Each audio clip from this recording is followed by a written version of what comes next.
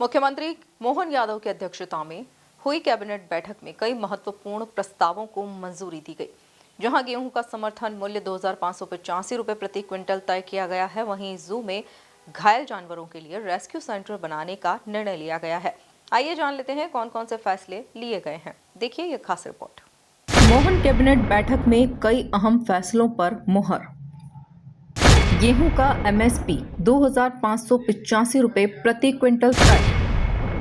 चिड़ियाघरों में बनेंगे रेस्क्यू सेंटर। मध्य प्रदेश में चीतों की संख्या हुई 24। मध्य प्रदेश की मोहन सरकार की कैबिनेट बैठक संपन्न हो चुकी है। इस बैठक में कई अहम प्रस्तावों पर मुहर लगाई गई है। एमएसएमई मंत्री चैतन्य कश्यप ने बैठक में हुए फैसलों की जानकारी देते हुए बताया कि प्रदेश के विकास और आर्थिक सुधारों को देखते हुए कई फैसलों पर मुहर लगाई गई है। धान का समर्थन मूल्य प्रदेश में 51 लाख मैट्रिक टन से अधिक धान की उपार्जन हुई है। इसके लिए 1436 केंद्र स्थापित किए गए हैं। गेहूं का समर्थन मूल्य 2,585 रुपए प्रति क्विंटल तय किया गया है, जिसके रजिस्ट्रेशन 7 फरवरी से शुरू हो गए हैं। गेहूं का उपार्जन प्रारंभ हो गया 7 फरवरी से 7 मार्च तक होगा। 3,186 हमने पंजीयन केंद्र बनाए और इस बार समर्थन मूल्य भी गत वर्ष से 160 रुपये ज़्यादा 2,585 रुपया है। इसके पंजीयन निःशुल्क है और लेकिन पंजीयन चालू हो गया, पंजीयन कराना है। इस सीजन में जो कृषि वर्ष हमने यह घोषित किया है, इसी में सबसे महत्वपूर्ण धान के समर्थन मूल्य में वृद्धि से किसानों को बहुत राहत भी मिली है।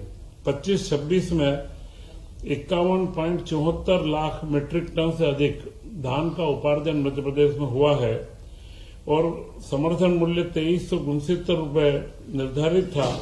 पिछले सत्र के एमएसपी से यह 69 रुपये अधिक था और पिछले खरीफ सीजन में धान का समर्थन मूल्य 2300 रुपये ही था।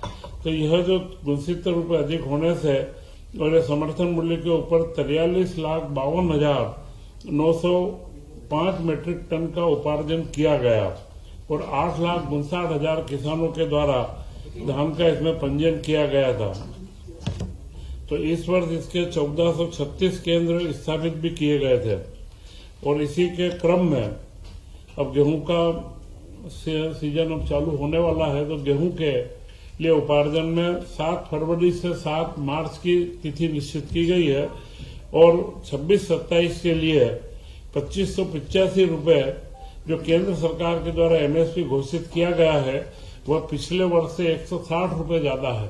वह एमएसपी के ऊपर उपार्जन का भी निश्चित है। पंजीयन की निःशुल्क व्यवस्था है और किसान द्वारा समर्थन मूल्य पर विक्रय का भुगतान प्राथमिकता के आधार पर आधार लिंक बैंक खातों से किया जाएगा। पिछले में भावांतर योजना हो या जितनी भी योजनाएं रही, पुराने अतिवृष्टि के भी जो मामले थे, उन सब में राज्य सरकार ने 15 दिन से 1 महीने के समय सीमा में सारा भुगतान किया है। तो इस बार गेहूं में भी हमारी ये व्यवस्था रहेगी कि हम जल्द से जल्द किसानों का भुगतान उनके खातों में प्राप्त हो जाए।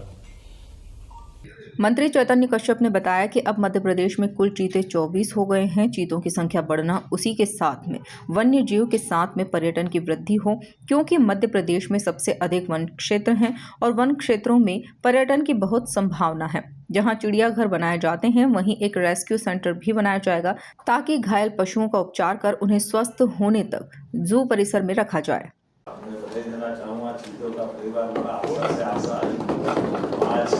हमारे नए शावक आए, ये इस प्रदेश के माध्यम से देश के अंदर और दुनिया के अंदर ये बड़ा अभियान है। एक तरह से जो जाति विलुप्त हो गई थी वो पुनर्जीवित हो गई। ऐसे में अब इनकी संख्या 33 हो गई और अभी 2-3 और अच्छी खुशखबरी आने की संभावना मिली है। तो ये बड़े अपने एक तरह से बड़ी हमारी।